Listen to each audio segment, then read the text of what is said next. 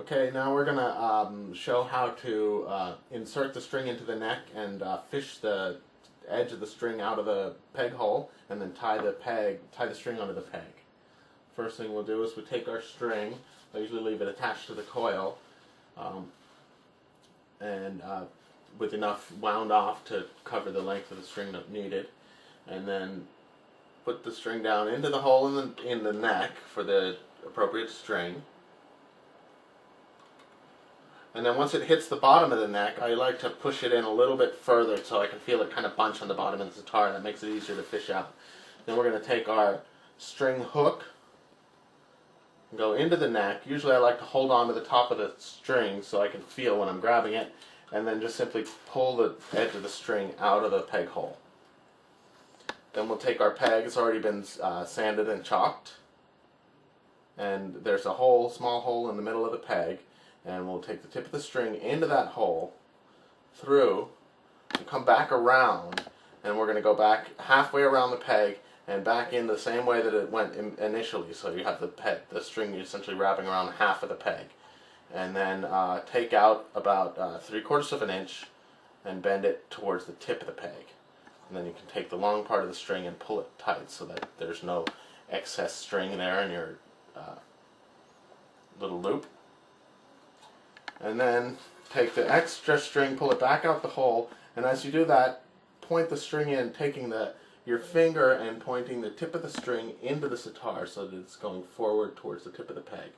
And then once you get it in there, make sure that your peg is not only in this hole but also in the far hole. So sometimes you'll need to move it around until you feel it push through into the far side of the neck. Then you can turn it 1 or 2 times. And then you're ready to measure the string for length and cut it.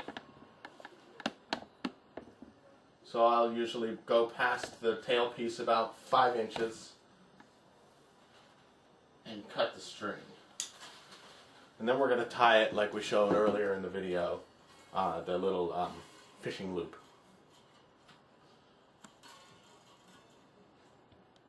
Okay, so now we're going to weave our knot, which we've already tied, through underneath all the frets and out the back to where it ties onto the sitar. We'll take it and we'll try to push it into the fret where the eyelet is directly underneath, between those 2 frets, and we want to lace it up without tangling it through the other strings. So push it down a few frets and then grab it and pull it out. And just repeat that till you get all the way to the end.